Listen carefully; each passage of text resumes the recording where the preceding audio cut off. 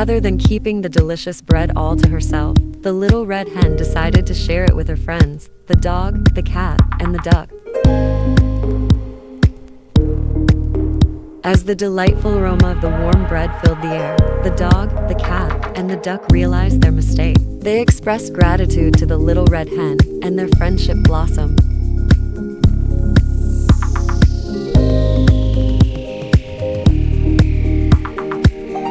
The Little Red Hen story taught the farm animals a valuable lesson: the importance of teamwork and helping each other. From that day forward, they worked together to make their farm a better place. Under the twinkling stars and the soft glow of the moon, the farm animals drifted off to sleep, knowing that true happiness comes from kindness and cooperation. And so, dear children, as you embark on your own dreams tonight, remember the tale of the Little Red Hen. Good night.